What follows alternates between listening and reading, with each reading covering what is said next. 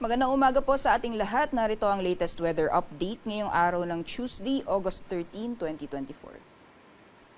So sa kasalukuyan po, yung binabantayan natin na bagyo na nasa labas ng ating Philippine Area of Responsibility ay bahagya pang lumakas at ito ay nasa tropical storm category na may international name na si Ampil.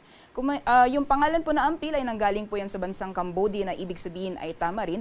At kung makikita po natin dito sa ating latest satellite image, itong si Tropical Storm Ampil ay malayo po sa ating kalupaan kaya hindi po natin inaasahan na makakaapekto ito sa anumang bahagi ng ating bansa pati na rin sa mga susunod na araw dahil patuloy po itong kumikilos sa direksyong northeastward o papalayo po siya ng ating Philippine Area of Responsibility although may pagkamabagal po yung kanya magiging pagkilos. Samantalang, ang nakakaapekto po, weather system na nakakaapekto ngayon sa ating bansa ay patuloy pa rin uiiral ang southwest monsoon o hanging habagat na nakakaapekto sa ilang bahagi ng Luzon pati na rin sa may western section ng Visayas. At kung makikita po natin dito sa ating latest satellite image, meron po tayong namamataan ng mga kapal na kaulapan, lalong-lalo na dito sa may bahagi ng northern Luzon, kaya asahan pa rin po natin ang posibilidad ng mga kalat-kalat mga pagulan sa ilang bahagi ng northern Luzon, central Luzon, pati na rin dito sa may extreme northern Luzon area. Meanwhile, sa nalalabing bahagi po ng ating bansa, generally fair weather conditions po tayo. Wala po tayong namamataan na mga kapal na kaulapan na posibleng magdulot ng maghapon o buong araw ng mga pag-ulan sa nalalawing bahagi po ng ating kapuluan. Although may mga kaulapan po tayong namamataan, hindi po siya tumatagal.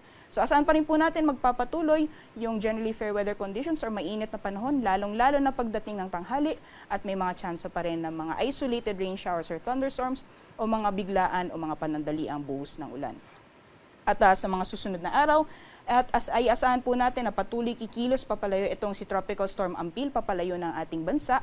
Samantalang patuloy pa rin ang iiral itong southwest monsoon hanggang sa darating na weekend at posible itong magpaulan lalong-lalo na sa ibang bahagi ng northern Luzon. Meanwhile, mapapadalas lamang po yung mga afternoon rain showers or thunderstorms sa nalalabing bahagi ng ating bansa. Kaya ihanda lang po natin yung ating mga payong o mga pananggalang sa ulan.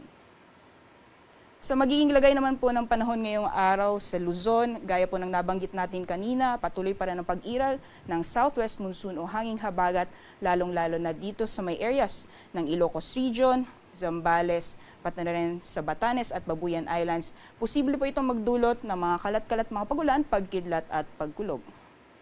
Samantalang sa nalalabing bahagi naman po ng Luzon, ay generally magpapatuloy pa rin yung generally fair weather conditions, liban na lamang po yung mga tsansa ng mga biglaan o mga panandaliang buhos ng ulan, usually sa hapon o sa gabi or possible din sa madaling araw. Sa agwat naman po ng temperatura, inaasahan natin sa mga piling syudad dito sa Luzon, sa lawag po ay maglalaro mula 26 hanggang 32 degrees Celsius, 17 to 23 naman para sa Baguio. Para sa Tuguegarao ay maglalaro mula 25 hanggang 33 degrees Celsius. Maximum temperatures ngayong araw dito sa Metro Manila ay aabot ng 32 degrees Celsius, 23 to 30 degrees Celsius naman para sa Tagaytay. At para naman po dito sa Legazpi ay maglalaro mula 26 hanggang 32 degrees Celsius.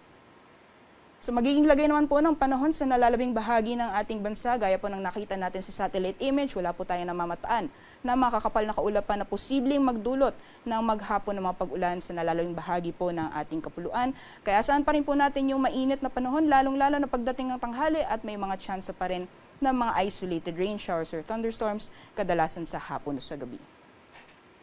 Sa agwat naman po ng temperatura sa piling syudad dito sa Palawan, Visayas at Mindanao.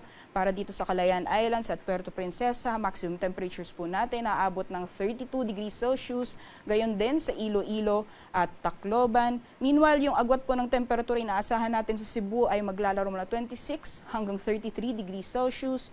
Para naman sa Zamboanga, maglalaro mula 24 hanggang 33 degrees Celsius. 26 to 32 para sa Cagayan de Oro. At para naman sa Davao ay maglalaro mula 25 hanggang 33 degrees Celsius. Sa kalagayan po ng ating karagatan, wala pa rin po tayong gale warning sa ngayon, banayad hanggang sa katamtaman ng mga pag-alon ang mararanasan sa ating mga karagatan, kaya malaya pong makakapalawat ang ating mga kababayan, lalong-lalo na yung may mga maliit na sakyang pandagat. Ngayong umaga, si Haring Araw ay sisikat ng 5:42 a.m. at lulubog mamayang 6:20 p.m. Para sa karagdagang impormasyon, bisitahin lamang po ang aming social media accounts at ang aming website pag-asa.dust.gov.ph. Yan lamang po latest mula dito sa Pag-asa Weather Forecasting Center. Ako po si Ria Torres. Magandang umaga po sa ating lahat.